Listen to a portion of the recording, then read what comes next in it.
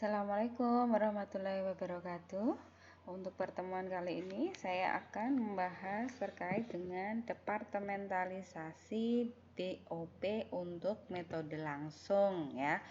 Berdasarkan bukunya Mulyadi itu kan ada contoh soal di mana PT Elionasari itu pada tahun 2000X1 itu memiliki beberapa departemen, yaitu departemen produksi terdiri dari A dan B, kemudian departemen pembantu terdiri dari X, Y, dan Z. Nah, maksud dari departementalisasi langsung itu adalah alokasi biaya overhead dari departemen pembantu ini akan dialokasikan secara langsung kepada departemen produksi baik A maupun B. Kronologinya nanti departemen pembantu X akan dialokasikan ke departemen produksi A dan juga akan dialokasikan ke departemen produksi B. Untuk yang departemen pembantu Y juga sama, akan dialokasikan ke A dan ke B. Z juga sama, akan dialokasikan ke A dan ke B. Nah, bagaimana tekniknya? Anda harus membuat anggaran biaya overheadnya dulu. Nah, untuk yang warna kuning ini perlu Anda cari karena data yang di atas ini sudah ada.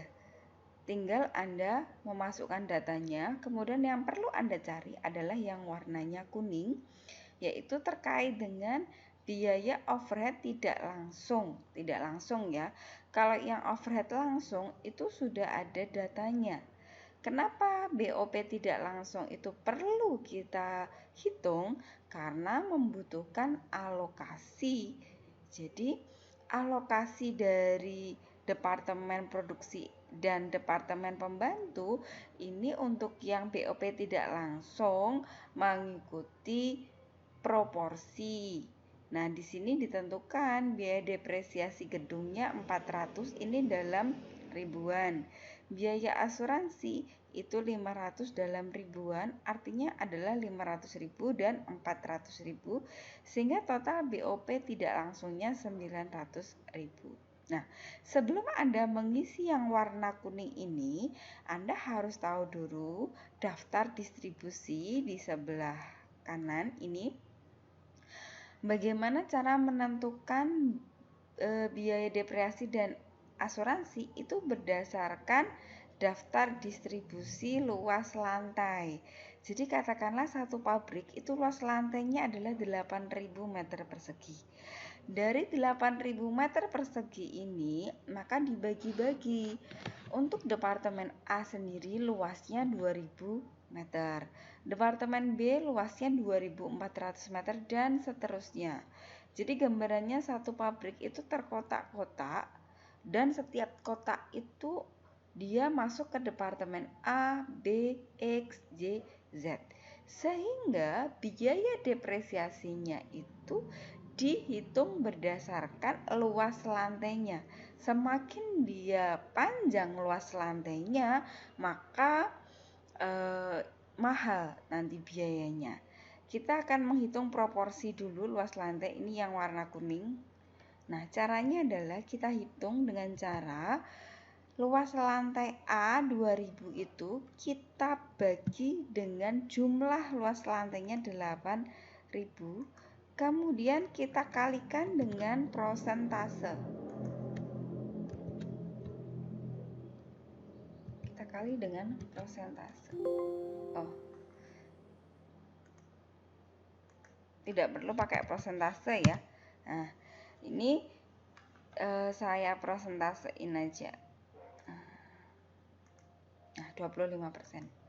Dan seterusnya ini berarti ngitung manual berarti ya. Dibagi dengan 8.000. Nah, begitu juga dengan yang X.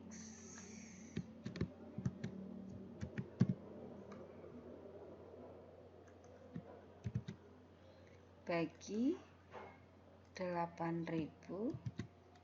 Nah, kemudian untuk yang Y juga sama.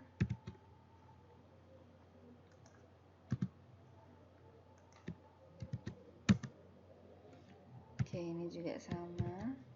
Untuk yang departemen Z,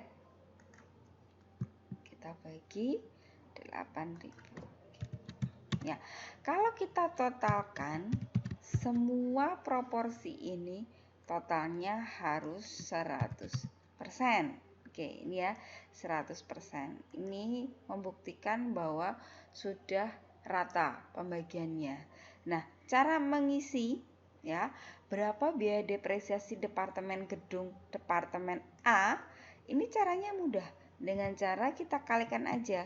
400 ini kita kalikan dengan kita cari tadi A 25%. Ya. Untuk yang B juga sama, 400 kita kalikan dengan 30%. X ya 400 kita kali dengan 19%.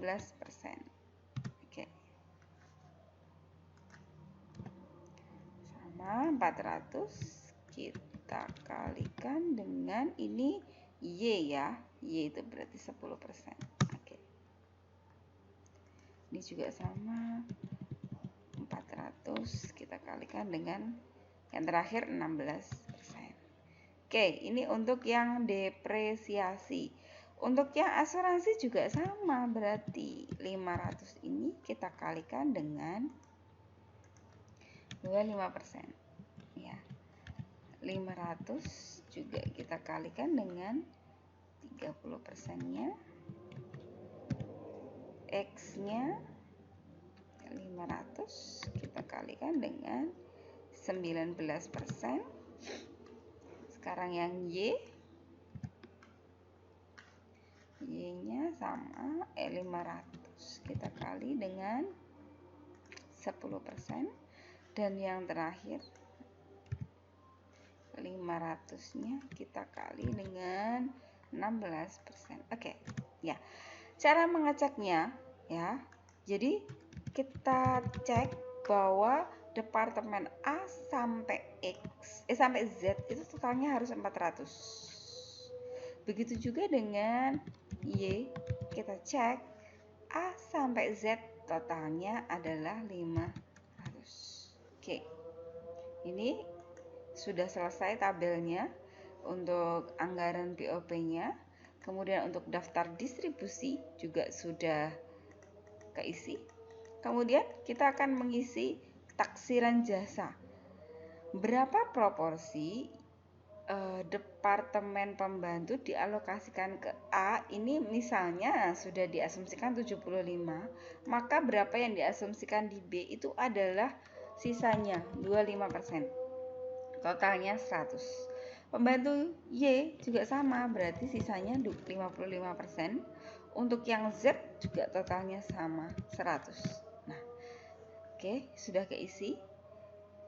Seperti ini caranya. Kemudian untuk yang alokasi, ya, caranya ini sudah ada tabelnya, tinggal Anda disuruh mengisi yang warna kuning. Kemudian berapa sih proporsinya? Ini dengan cara Anda ambil data dari dari anggaran. Nah, A berapa sih total BOP-nya? Sekian. Ini gampang sekali, tinggal Anda ambil datanya aja ya. Kemudian setelah muncul berapa biaya-biayanya, baru kita alokasikan. Cara membacanya adalah berapa alokasi BOP Z ke A, nanti Z ke B.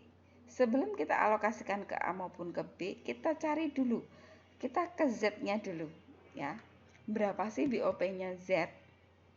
Supaya Z-nya itu 0 ya, maka ini harus saya kurangkan.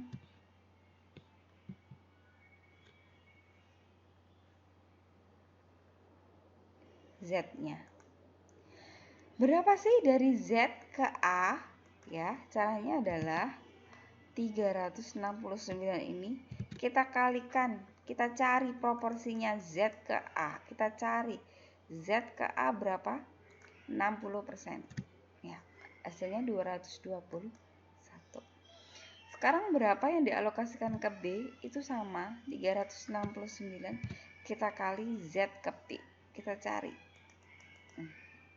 Z ke P 40%. Kalau sudah, kita masuk ke yang ke Y ya. Kita cari Y, kita tarik garis lurus, kita cari ke Y. Nah, Y ini harus kita nolkan sehingga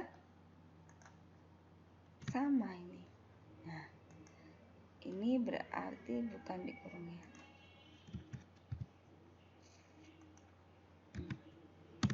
Ya. Berapa porsinya Y ke A? Dengan cara ya 1445 ini kita kalikan dengan Y ke A. Cari Y ke A itu 45% ya. Oke. Sekarang kita Y ke B. Nah, Y ke B. Cari Y ke B 55%. Yang terakhir kita pakai X kita tarik ke X. Oke, 771 ini.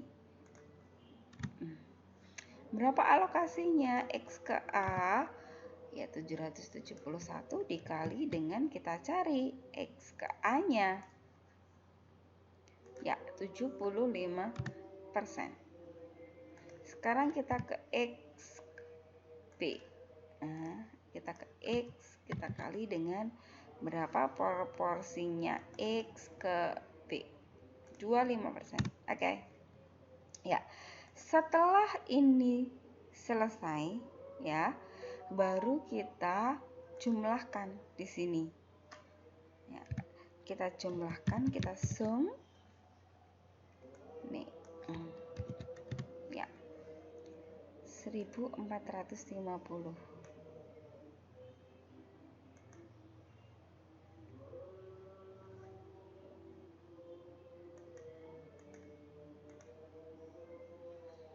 Ini berarti saya jumlahkan saja. Hasilnya 0.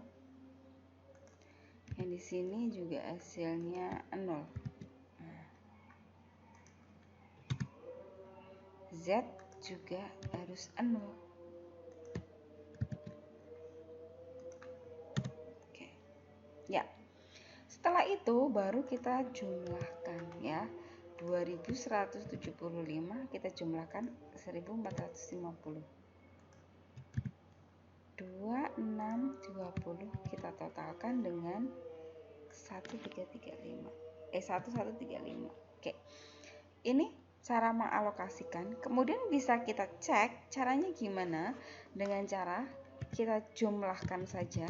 Nah, A sampai Z. Total BOP-nya berapa? 7380. Bisa kita cek ya. A plus B nilainya harus sama. Yes. Ini membuktikan bahwa alokasi Anda sudah betul. Tapi kalau alokasi Anda itu hasilnya tidak sama dengan perhitungan yang di atas ini, maka alokasi Anda salah. Oke, itu dari saya bagaimana cara mengalokasikan BOP departementalisasi langsung. Oke, cukup sekian dari saya. Sampai jumpa untuk di metode selanjutnya.